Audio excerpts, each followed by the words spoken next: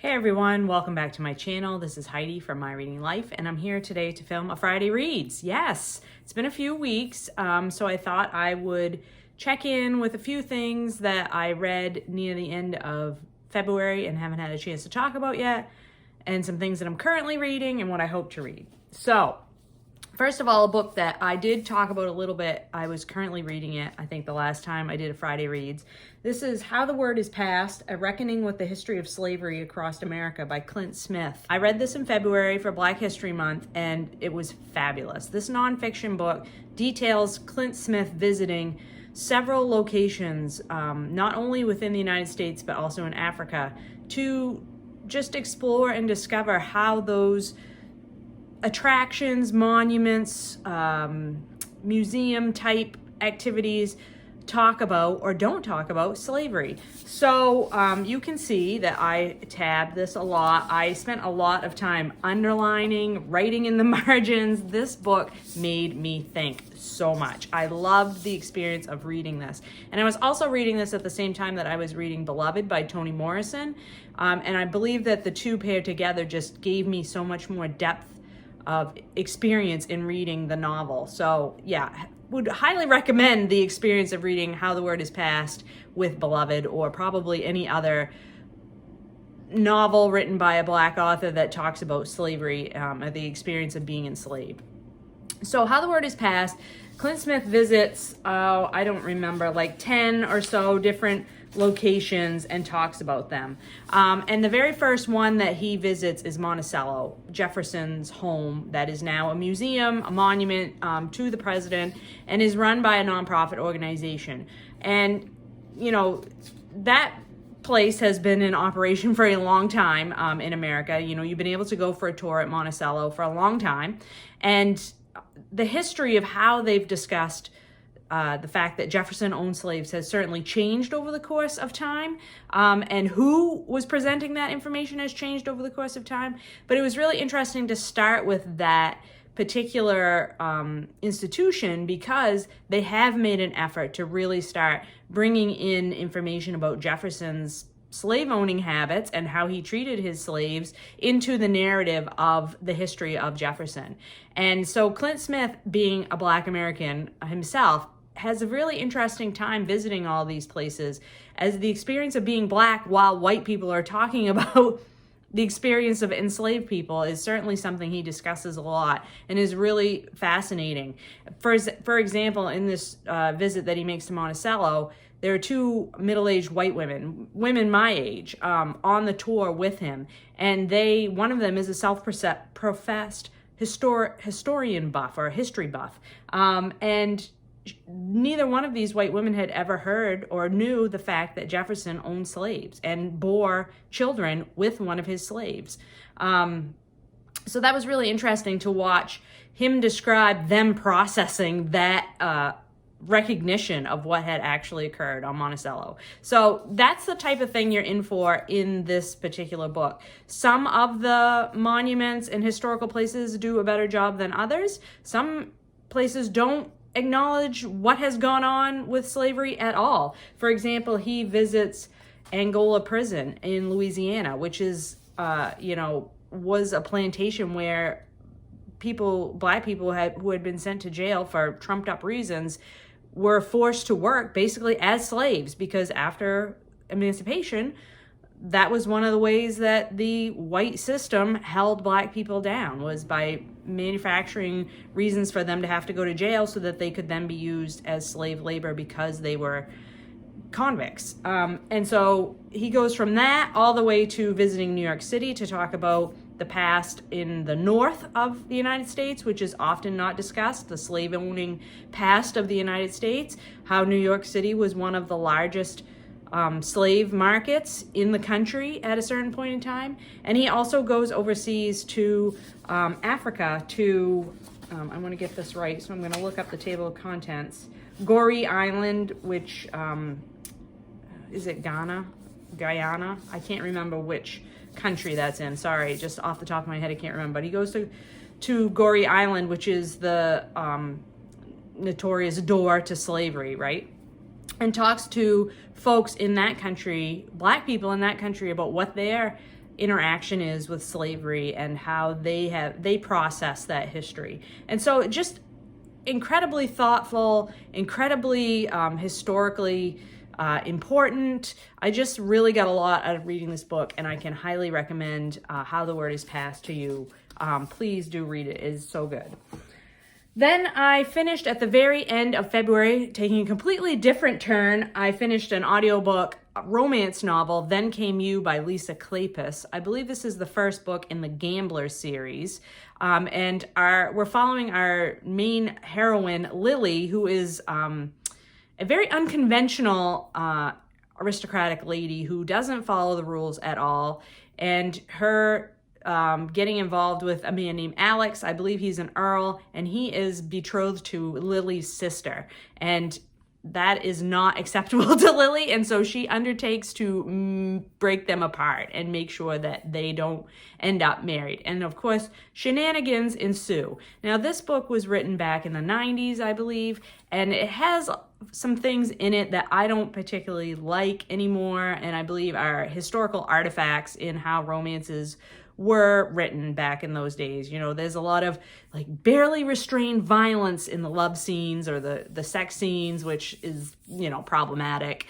But the thing that was really funny about this book, I enjoyed the book greatly. I read it with Doris and Katie, my romance reading buddies, and I enjoyed the book immensely. But it was laughable how many plot holes were in this story. So don't go into this book expecting a tight narrative story plot. It's kind of all over the place, and there are some just absurd scenes that take place that you're just like scratching your head going, what is going on here? But overall, I enjoyed Lily as a character. She has a big secret that she's hiding from the world that we know about as the reader and nobody else does. Alex is your typical, staid and stuck up aristocrat, and he just thinks Lily is beyond the pale. And finding the sparks flying between those two as they sort of butt heads and go from enemies to lovers is really, really fun. So what am I currently reading? I am currently reading a whole bunch of stuff. And I will say, I did read 4 BookTube Prize books in the month of February, which I have not talked about yet for obvious reasons. So that took up quite a bit of my reading time in February as well.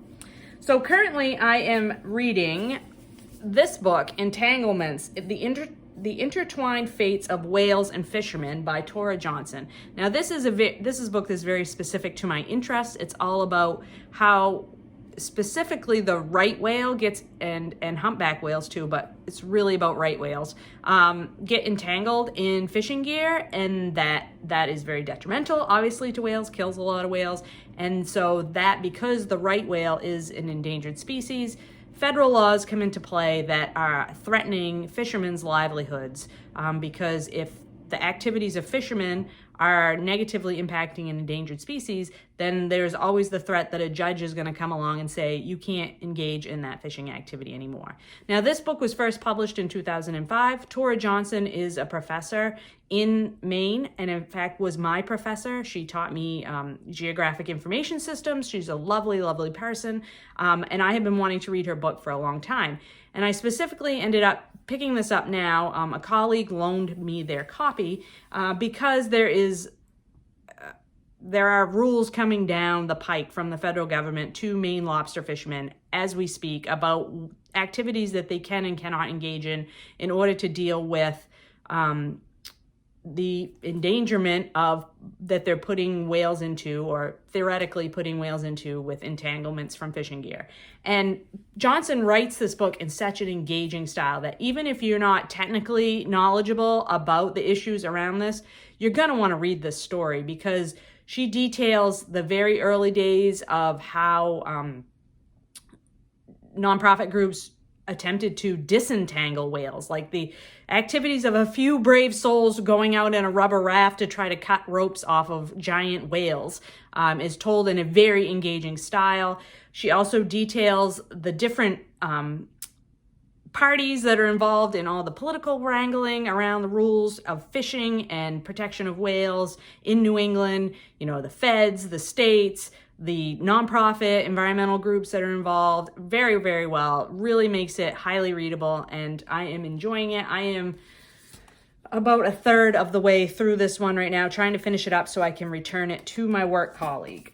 I am also buddy reading The Namesake by Jhumpa Lahiri with Courtney Ferreter, and we haven't had our first check-in yet. That's tomorrow, so I'm not going to say too much about it, and I think Jhumpa Lahiri's writing is well known, but this is the story of Gogol, who is the son of immigrants to America from India, and yeah, this was one of the books on my ancient TBR, so I'm really excited to have finally picked this up and to be buddy reading this with Courtney, and looking forward to some interesting discussions. I know we'll have great discussions, Courtney and I.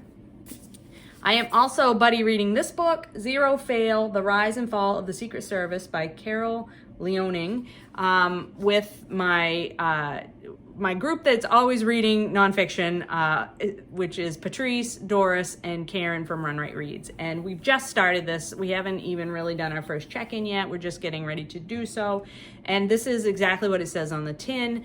Leonnig is a journalist with the Washington Post, and she's basically interviewed hundreds and hundreds of people in the Secret Service and in the federal government to tell the story of this little known agency and what, how they got started and what the situation is with them in the current day.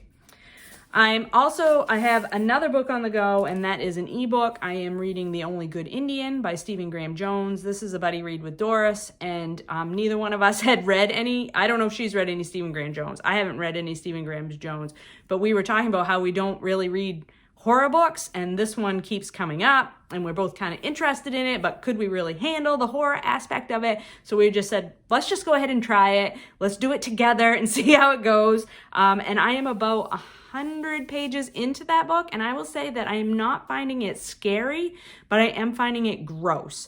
And there is an awful lot of animal violence, which I don't particularly like. So the jury is still out on it. I do like the writing style very much. I think Stephen Graham Jones is a very engaging writing. I like the style with which the book is told. It's a weird mixture of literary fiction and horror.